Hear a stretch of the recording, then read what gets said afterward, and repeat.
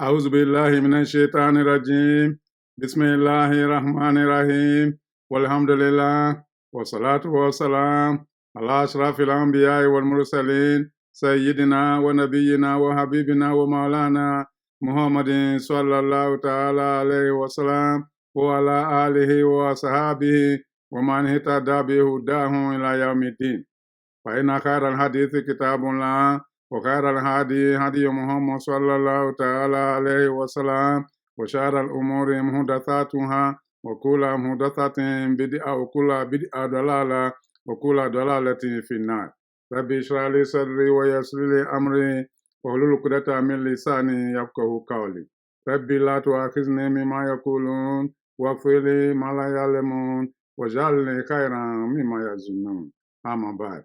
My dear brothers and sisters in Islam, Assalamu alaikum wa rahmatullahi ta'ala wa barakatuh. Welcome to the House of Dua, and welcome to our continuation and in fact our resumption of our series titled Message from Allah subhanahu wa ta'ala. My dear brothers, my dear sisters, we had encouraged you through this medium that whenever you wake up, check your cell phone. Ask yourself, what is the message from my Creator? The cell phone has become a multifunctional tool at our disposal. There are people who use it well. There are those who abuse it. Among those who use it well are those who use the cell phone as a source of their knowledge of their Creator. Do you know that the Quran is now in the cell phone? Do you know that the Hadith is now in the cell phone? Do you know that fiqh is now in the cell phone? Do you know that the guidance you seek in life, you can find it through the cell phone? It's a tool that Allah subhanahu wa ta'ala, out of His grace, had granted to mankind. Are you using it well? We encourage you, therefore, that every day, at the time of your waking up and at the time of your going to bed, find out from the Quran. Find out from the cell phone if there was any message from Allah subhanahu wa ta'ala. In other words, take a look at the Quran in your cell phone and read a few verses. Or go to a presentation like the one we are giving to you. Listen properly and find guidance. This is how to grow your faith in this turbulent world that we are, where we are obsessed with pursuit of materialism, where the shaitan is waging an unending war against all of us. I cannot say it enough. The House of Dua will come to you with presentation that will guide you. The messages we are bringing to you are revelations from Allah subhanahu wa ta'ala to guide us on our day-to-day living, so that this world will be good for us and the hereafter will be better for us. Therefore, it's my honor and privilege to welcome you to the House of Dua, the channel from which we learn about Allah subhanahu wa ta'ala, about His creation, about His message, about His messenger, and of course, about His chosen religion known as Al-Islam. The channel from which we learn how to live in this world successfully and how to return back to Allah for even better success on the day of accountability. My dear brothers, my dear sisters, today we are coming to you with a very, very important issue. And that is the issue of how to respond when you see others do better than you in life. My dear brothers, my dear sisters, we are not created equally by Allah subhanahu wa ta'ala. These 5 fingers are not equal in height. So are other creatures of Allah subhanahu wa ta'ala. We are not provided the same opportunities, the same chances. For example, there are people who have knowledge while others have money.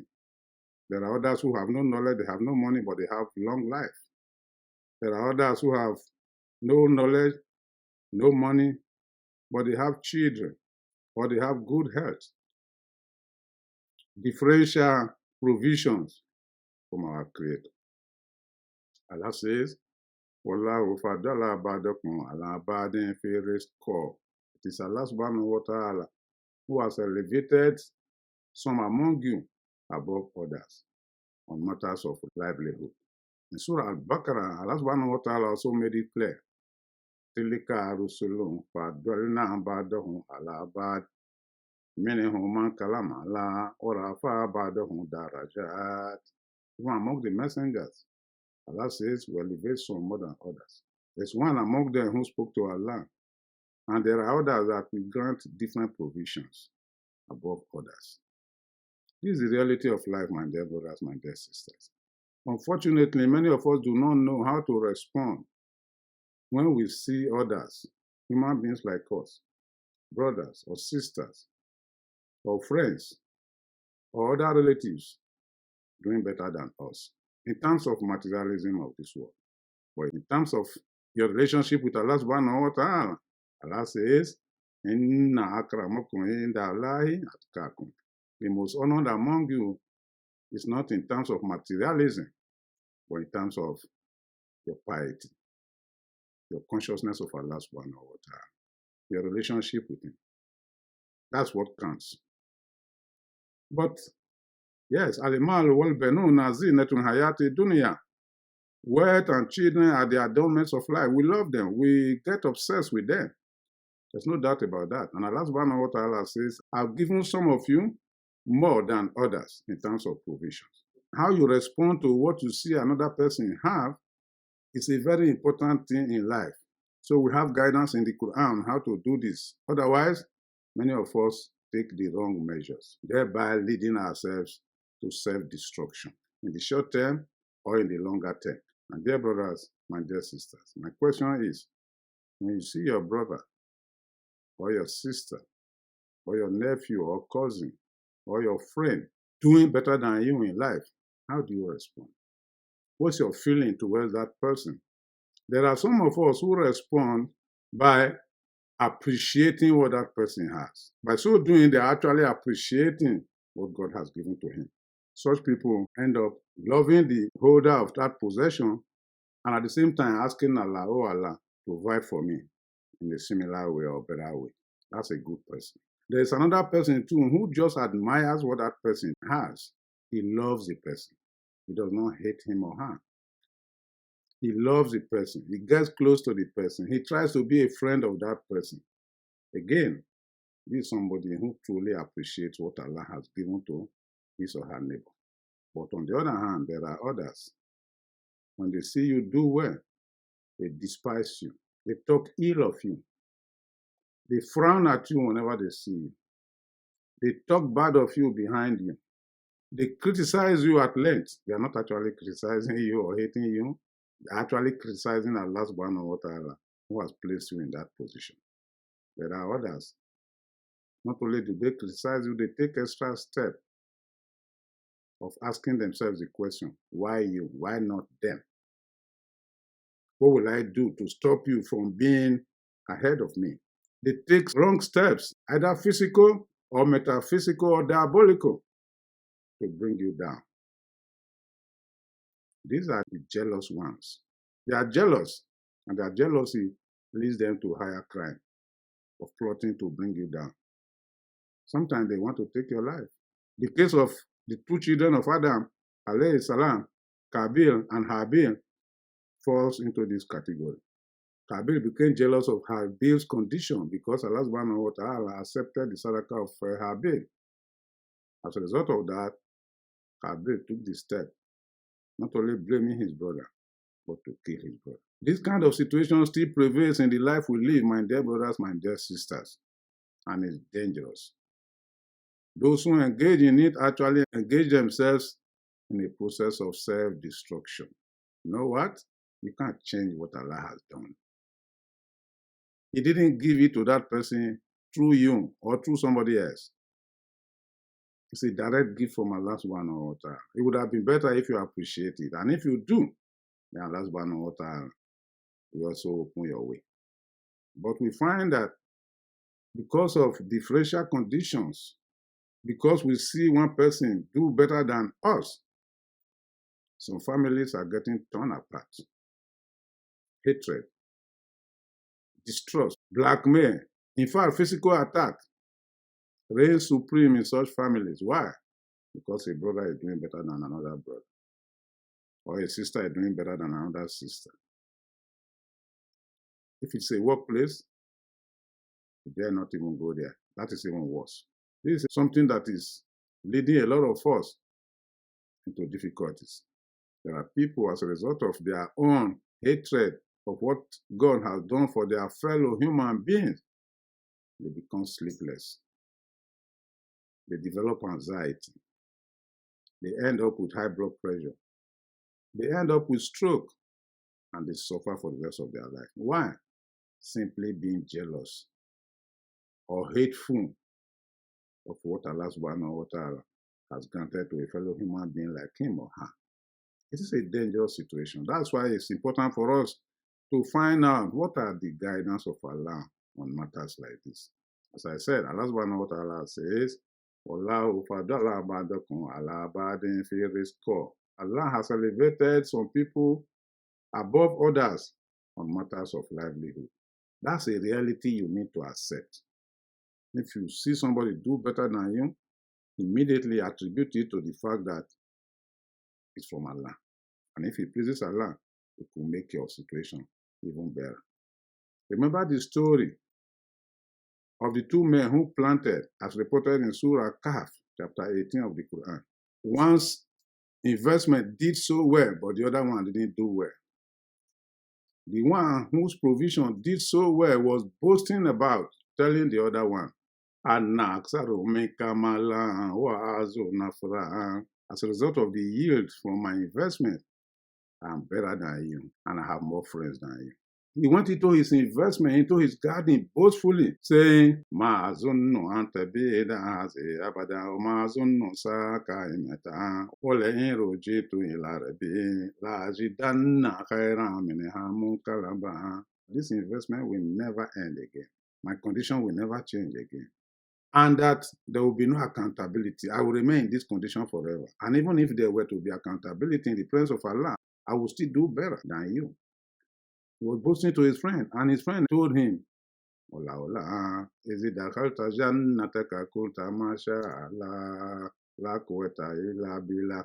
Wish that when you entered your garden and saw it do well, you had given gratitude to Allah. Masha Allah, Allah has done it for you.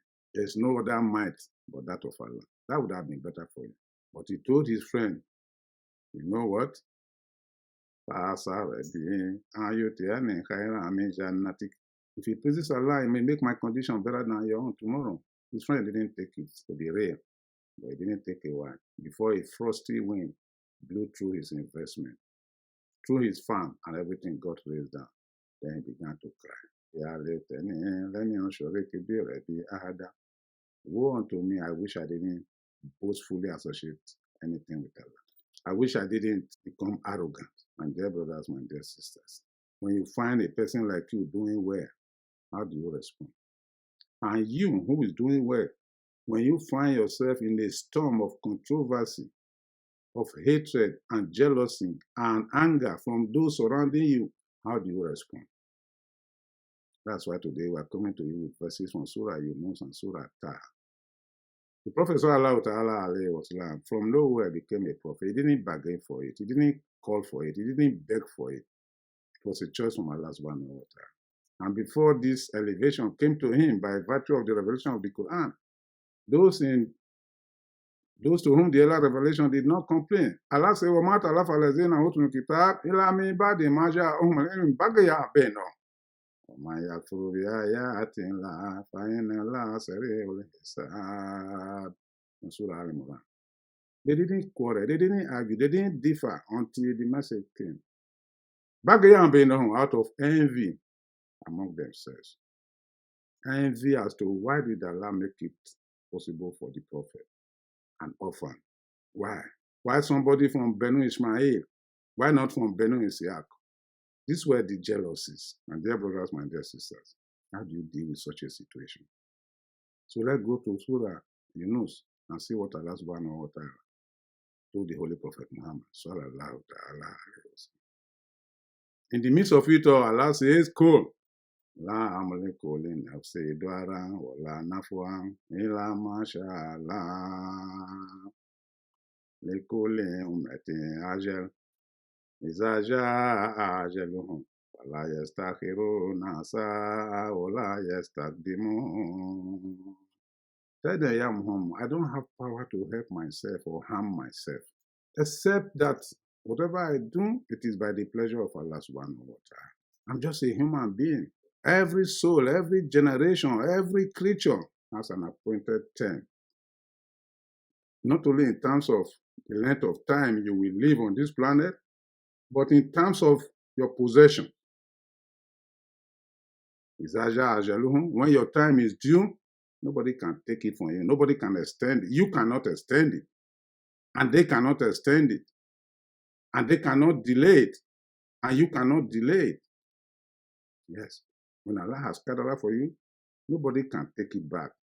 If He has not done so for you, nobody can do it for you.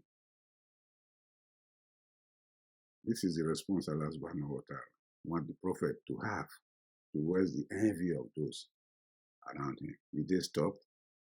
After he had told them all this, they did not. They continuously plotted against the Holy Prophet Muhammad. Sallallahu ta'ala alayhi wa sallam. The Mushrikun of Makkah continuously plotted against him. They were jealous of him. Then Allah subhanahu wa ta'ala brought some revelations to calm him down.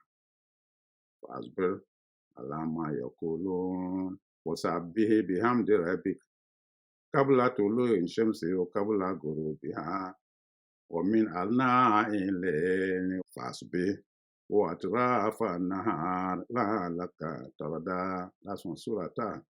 Allah subhanahu wa ta'ala told the Prophet, calm down. Give glory to Allah subhanahu wa ta'ala over what He has given to you. Give glory to Him from the beginning of the day to the end of the day, and even in the night. And from the two ends of the day, give glory to Allah subhanahu wa ta'ala. In other words, hold on to Allah subhanahu wa ta'ala. So that you will be pleased and find peace of mind. In Surah Yasin, Allah subhanahu wa ta'ala told the Prophet, فَلَا يَحْزُنكَ قَوْلُهُمْ إِنَّا نَعْلَمُ مَا يُسِرُّونَ وَمَا يُعْلِنُونَ. Do not let their talk about you depress you, Ya Muhammad, over what we have granted to you. Yes, we know they are blackmailing you, they are talking up and down. Don't worry about that. We know their secret and we know they are open. We know how to deal with them.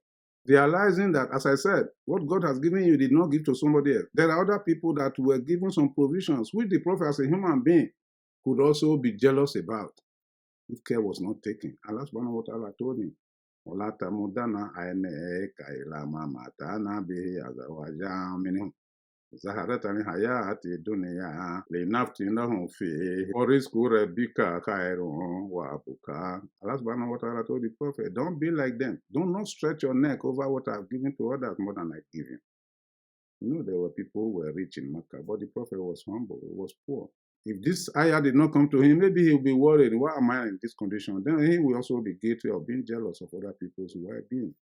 So Allah subhanahu wa ta'ala warned him not to do so. Instead, focus on the rizq rabbik, that is the sustenance or the goodness that Allah subhanahu wa ta'ala has brought to him. In Surah Yunus, Allah subhanahu wa ta'ala told him, وَلَا يَحْزُنكَ قَوْلُهُمْ إِنَّ الْعِزَّةَ لِلَّهِ جَمِيعًا وَهُوَ السَّمِيعُ الْعَلِيمُ. Do not listen to what they are saying about you. Actually, greatness or possessions comes from Allah subhanahu wa ta'ala, the all-hearing and the all-knowing. My dear brothers, my dear sisters, if you find a storm of haters or critics or jealous people around you because of what you have, you know what you need to do? Give your heart to Allah. Get close to Allah. Take your mind away from what they are saying about you. Have a deep sleep. Enjoy your wealth. Enjoy your possession as long as you know that you own them legitimately. And do not ever envy what Allah has given to another person like you, which He has not given to you. Be content with what you have. Allah told the Holy Prophet Muhammad, sallallahu ta'ala alayhi wa sallam, what we have given to you, be satisfied with that. Proclaim that. That is better for you. My dear brothers, my dear sisters, let us learn to be satisfied with what Allah has given to us. Take the case of the Holy Prophet Muhammad sallallahu ta'ala alayhi wa sallam and Sayyidina Abu Bakr. The Prophet sallallahu ta'ala alayhi wa sallam traveled from Makkah, a spiritual travel known as Al-Isra wal-Mi'raj. He made a spiritual journey from Makkah to Masjid Aqsa in Jerusalem and from there to the seventh heaven to meet Allah subhanahu wa ta'ala, where he was given the 5 daily salawat we pray today. But guess what? When he came back, the people of Makkah said he was lying. They denied him. Guess what? When he met Sayyidina Abu Bakr and told him he believed him sincerely. That's what a true brother should be. He didn't feel jealous about it, even though himself and the Prophet were so close. And when the people of Makkah came to him to say, you know, look at what your friend was claiming, he said he went to Jerusalem last night, from there to the heaven. How could that be true? Sayyidina Abu Bakr told them, if he said so, then it was so. If he said so, then he did so. That's what a true friend should be, appreciating the truth that has come to your neighbor. Be that person a brother or sister or friend. Take it as you have seen it, instead of finding your way around it to undo what Allah has done. So, my dear brothers and sisters in Islam, when next you see somebody doing better than you, whether that person is your brother or your sister or your nephew or your relations or your friend at work, doing better than you, instead of losing your sleep, being jealous and angry over it, admire it. Pray for him, wish him well, and ask Allah subhanahu wa ta'ala to help you in return.